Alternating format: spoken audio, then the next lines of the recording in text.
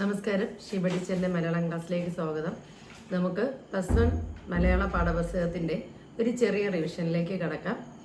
അതായത് +1 പരീക്ഷ അടുത്ത് വരികയാണ്. അപ്പോൾ +1ലെ യൂണിറ്റുകൾ: ഒന്നാമത്തേത് കിനാവ്, രണ്ടാമത്തെ യൂണിറ്റ് കാഴ്ച, മൂന്നാമത്തേത് ഉള്ളറിവ്, നാലാമത്തെ യൂണിറ്റ് ഉറവ്. ഈ 4 യൂണിറ്റുകളിലെ എല്ലാ ചോദ്യങ്ങളുമല്ല, വളരെ ചില ചോദിക്കാവുന്ന അല്ലെങ്കിൽ മുൻകാല ചോദ്യങ്ങളിൽ ചോദ്യപേപ്പറുകളിൽ ഉണ്ടായിരുന്ന ചില ചോദ്യങ്ങൾ നമുക്കൊന്ന് പരിശോധിക്കാം. ഒന്നാമത്തെ യൂണിറ്റ് കിനാവ് എന്നുള്ളതാണ്. ആ യൂണിറ്റിൽ നമുക്കറിയാമല്ലോ, ആദ്യ പാഠം തന്നെ റിച്ചാർഡ് ബാക്കിൻ്റെ ജോനാഥൻ ലിവിങ്സ്റ്റൺ എന്ന കടൽക്കാക്ക എന്ന കൃതിയിൽ നിന്ന് എടുത്തതാണ്. 1970കളിലാണ് അത് എഴുതപ്പെട്ടത്. വ്യത്യസ്തമായ ചിന്തകൾ നമ്മെ ഒറ്റപ്പെടുത്തും, പക്ഷേ വ്യത്യസ്തമായ ചിന്തകളാണ് എപ്പോഴും ഉയരാനുള്ള ആഗ്രഹം നമ്മളിൽ ഉണ്ടാക്കുന്നത്. അപ്പോൾ ആ ഒരു സന്ദേശമാണ് ആ ജോനാഥൻ എന്നൊരു കടൽക്കാക്കയിലൂടെ നമുക്ക് ഉണ്ടാകുന്നത്. അപ്പോൾ ഇരുളിനെ കീറി മുറിച്ച് തൻ്റെ ജനം പറക്കുന്ന സ്വപ്നവുമായിട്ടാണ് ജോനാഥൻ നമ്മുടെ മുന്നിൽ പ്രത്യക്ഷപ്പെടുന്നത്. അപ്പോൾ ഇതിൽ ജോനാഥൻ ഒരു പ്രതീകമാണോ? ജോനാഥനിൽ നിന്ന് നിങ്ങൾക്ക് ലഭിക്കുന്ന പ്രചോദനങ്ങൾ എന്തൊക്കെയെന്നൊരു ചോദ്യം ഉണ്ടാവാം. തൊട്ടടുത്ത പാഠം ബാലചന്ദ്രൻ ചുള്ളിക്കാടിൻ്റെ സന്ദർശനം എന്ന കവിതയാണ്. പ്രണയാനുഭവത്തിൻ്റെ സത്യസന്ധമായ ആവിഷ്കാരമാണ് ഈ കവിത. അകന്നുപോയ കാമുകിയെക്കുറിച്ചുള്ള വിഷാദം നിറഞ്ഞ വരികളാണിവ. അപ്പോൾ ഇതിനകത്ത് പ്രധാനപ്പെട്ടത് മൗനം കുടിച്ചിരിക്കുകയാണ് എന്നൊരു പ്രയോഗമുണ്ട്. അതുപോലെ മിഴികളിൽ നിന്നും നഷ്ടപ്പെടുക എന്നുള്ള ഒരു പ്രയോഗം. അപ്പോൾ ഇങ്ങനെയുള്ള പ്രയോഗങ്ങളാണ് ഇതിൽ വളരെ പ്രധാനമായിട്ട് വരുന്നത്. അപ്പോൾ പ്രണയത്തിൻ്റെ മധുരമായ പൂർവ്വസ്മരണകളിലേക്ക് കവി മനസ്സ് പായുകയാണ്. മൗനം കുടിച്ചിരിക്കുകയാണെന്ന് പറയുമ്പോൾ എന്താണ്? ഇപ്പോൾ കണ്ടു, പ്രണയത്തിലായിരുന്നു, പിരിഞ്ഞതിന് ശേഷം ഇപ്പോൾ കണ്ടു, പക്ഷെ ഇപ്പോൾ സംസാരിക്കാൻ യാതൊന്നും തന്നെ ഇല്ലാത്ത ഒരവസ്ഥയാണ്. പിന്നെ ഇതിലൊരു പ്രധാനമായി വരുന്നൊരു ചോദ്യം, പ്രണയത്തിൻ്റെ ഭൂതവർത്തമാനങ്ങളുടെ നിറഭേദങ്ങൾ ബാലചന്ദ്രൻ ചുള്ളിക്കാട് എങ്ങനെയാണ് കവിതയിൽ അവതരിപ്പിക്കുന്നത് എന്നൊരു ചോദ്യമുണ്ട്. ഇത് 6 മാർക്ക് ചോദ്യത്തിനും ചോദിക്കാവുന്നതാണ്. അപ്പോൾ അതിൻ്റെ ഉത്തരം നിങ്ങൾ പ്രണയത്തിൻ്റെ ഭൂതകാല അനുഭവമുണ്ട്, അതോടൊപ്പം ഇപ്പോഴത്തെ കാലത്ത് അല്ലെങ്കിൽ ഈ സമയത്ത് പ്രണയവുമായിട്ട് ബന്ധപ്പെട്ട് എങ്ങനെയാണ് അവരുടെ അവസ്ഥ എന്നുള്ളതാണ്.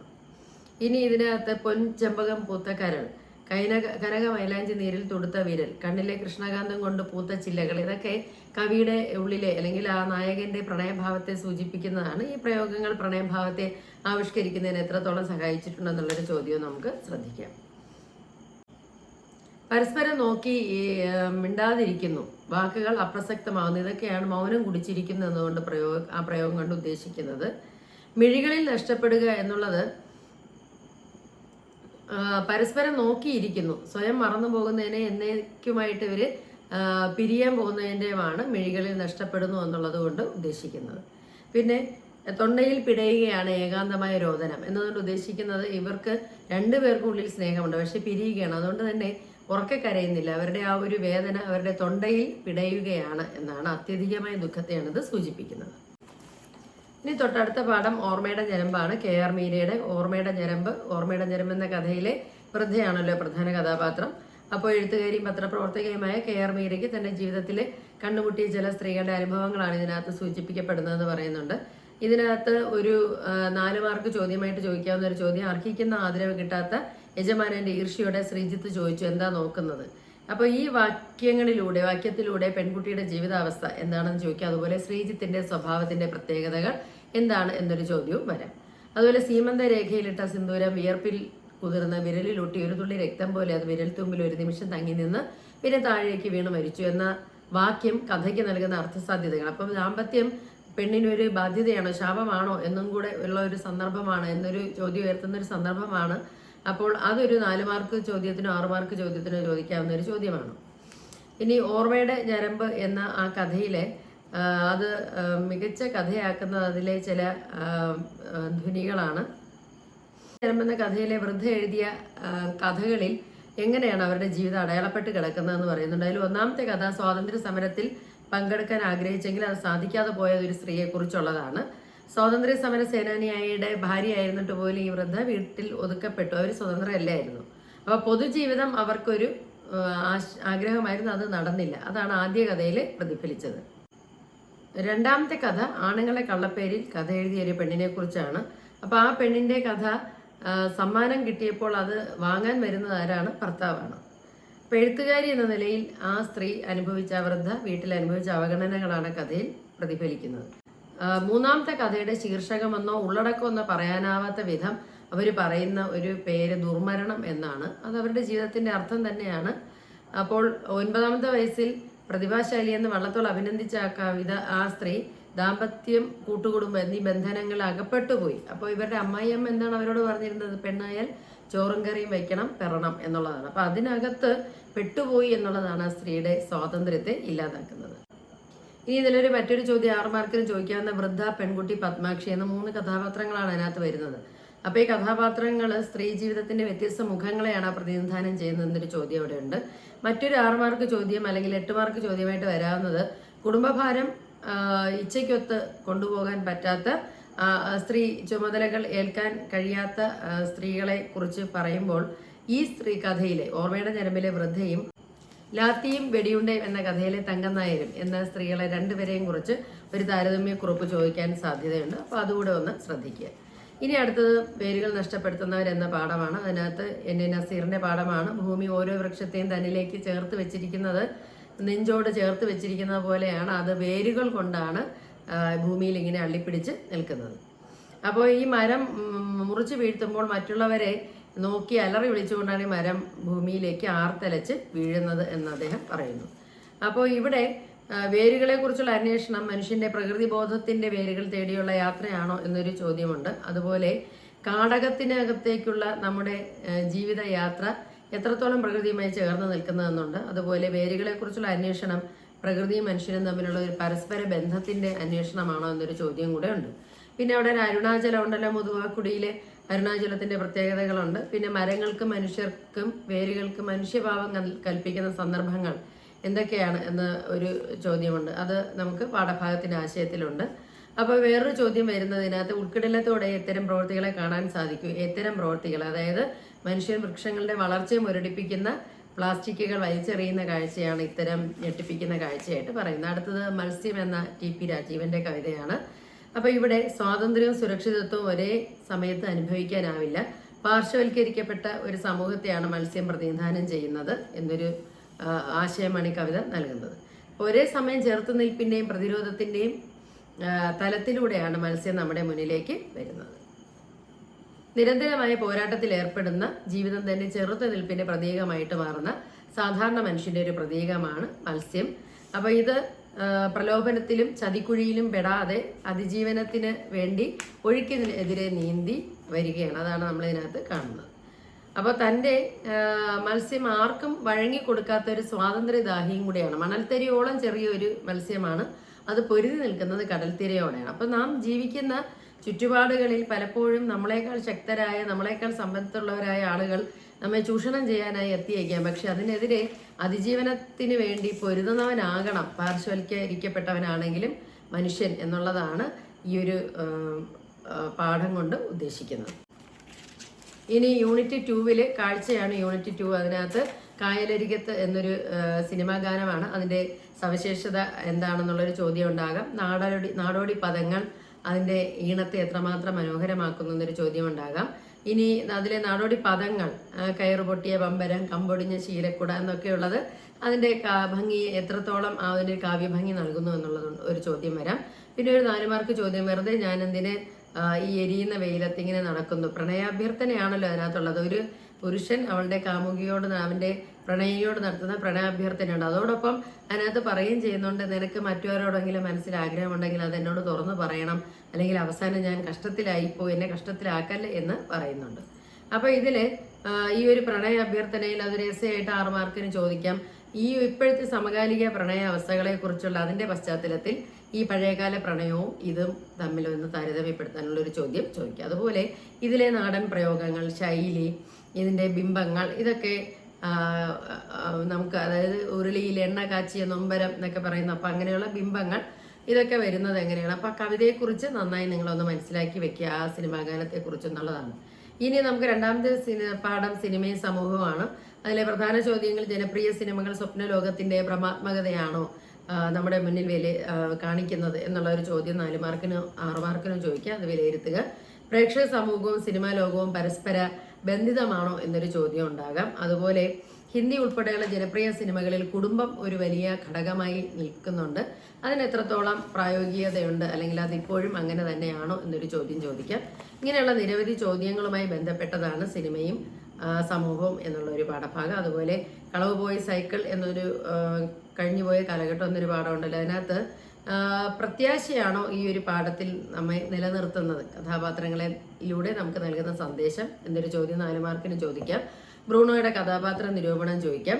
അത് മാത്രമല്ല, ഇതിനകത്ത് ആൾക്കൂട്ടം, സൈക്കിൾ എന്നിവ കഥയുടെ ഒരു ഭാഗമായി മാറുന്നുണ്ട്. അത് എത്രത്തോളമാണ് ആ കഥയുടെ വളർച്ചയിൽ, സിനിമയുടെ പുരോഗതിയിൽ പങ്കുവഹിക്കുന്നത് എന്നൊരു ചോദ്യം ചോദിക്കാം. പിന്നെ എസ്സേ ആയിട്ട് അതിനകത്ത് 8 മാർക്കിനും 6 മാർക്കിനും ഒക്കെ ചോദിക്കാവുന്നത് റിച്ചിയുടെ മാത്രം ഒരു സിനിമയല്ല, അല്ലെങ്കിൽ സൈക്കിൾ മോഷ്ടാവായ റിച്ചിയെ മാത്രമല്ല ആ സിനിമ നമ്മുടെ മുന്നിൽ കാട്ടിത്തരുന്നത്.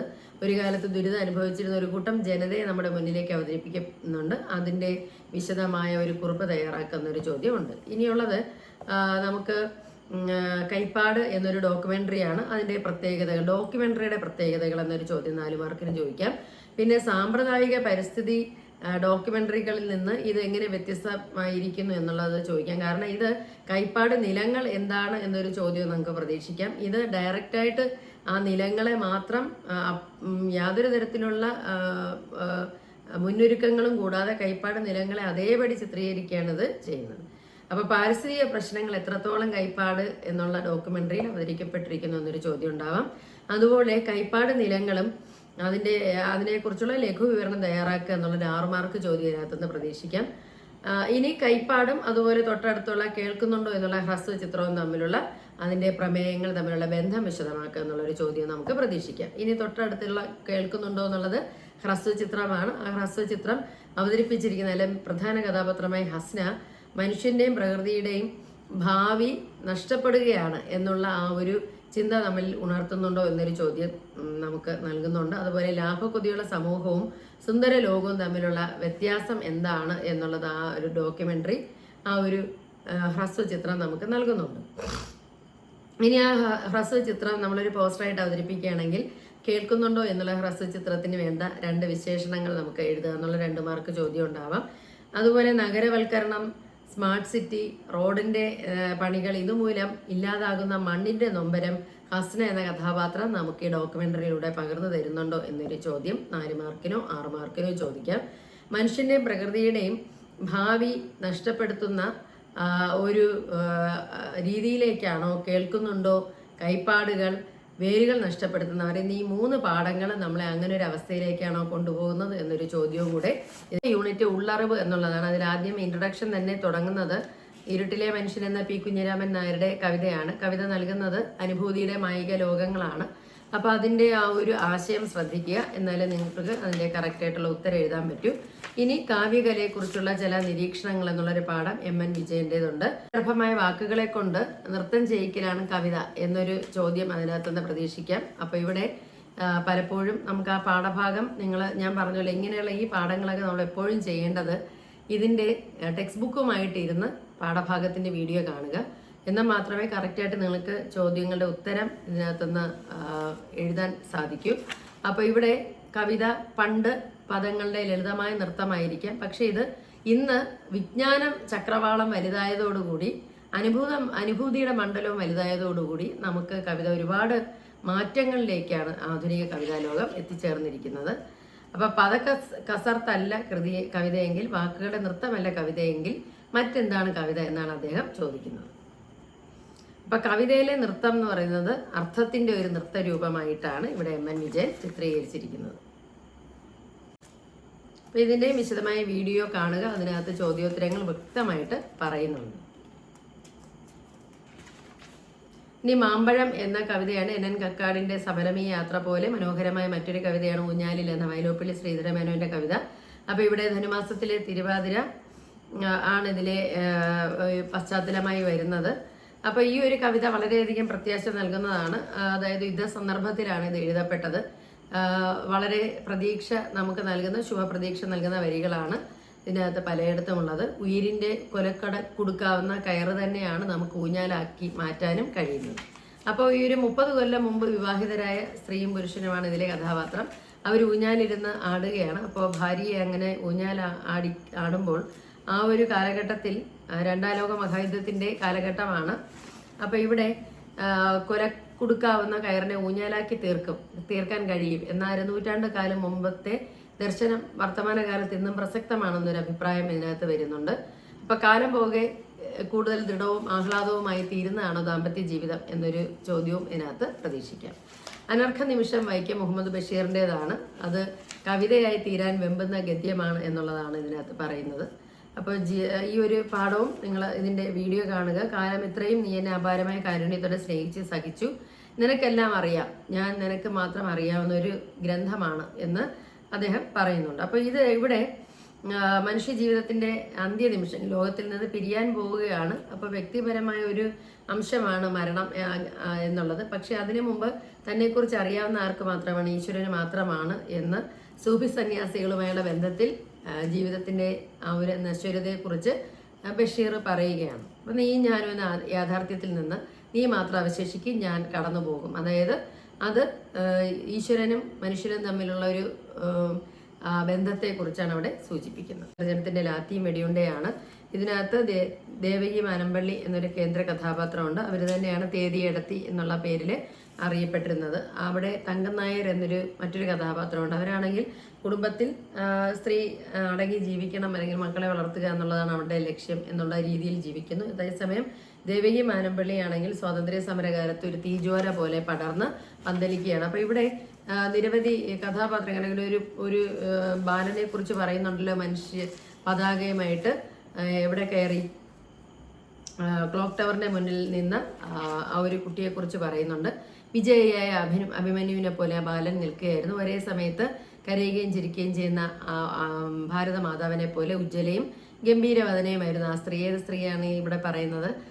തേതിയടത്തെക്കുറിച്ച്. അപ്പം ഇങ്ങനെയുള്ള സാദൃശ്യ കൽപ്പനകൾ ആണ് ഈ പാഠത്തിലെ ഒരു പ്രധാന പ്രത്യേകത. മറ്റൊന്ന് മിസ്സിസ് തങ്കത്തിന്റെ അപ്പുവും മധുവും ഈ സ്വാതന്ത്ര്യ സമര സേനാനികളോട് ചേരാതിരിക്കാൻ അവരെ ശ്രമപ്പെട്ട് താൻ നാട്ടിലേക്ക് അയച്ചു എന്ന് പറയുന്ന തങ്കം നായർ എന്ന സ്ത്രീയെക്കുറിച്ച് ഇവിടെ പറയുന്നുണ്ട്. ഇനി നമ്മുടെ അടുത്ത നാലാമത്തെ ഉറവ് എന്നുള്ള യൂണിറ്റിനകത്ത് വരുന്നത് നമുക്കറിയാവുന്ന പാഠങ്ങളാണ്. അത് ഉറവിലെ പീലിക്കണ്ണുകൾ എന്നുള്ള പാഠമുണ്ട്. അപ്പോൾ അതിനകത്ത് ചെറുശ്ശേരിയുടെ പാഠമാണ്. അച്ഛനും അമ്മയും തന്നെ തീയിലും വെള്ളത്തിലും വീഴാതെ പോറ്റിയത് കൊണ്ട് അവരെ കാണാൻ വരും എന്ന് പറയുന്ന കൃഷ്ണന്റെ സ്നേഹം. ആറ്റിലും തീയിലും വീഴാതെ കണ്ടെന്നെ പോറ്റി വളർത്തിയത് നിങ്ങളല്ലോ. അച്ഛനമ്മമാരുടെ സ്നേഹവും കരുതലും സൂചിപ്പിക്കുന്നതാണ്.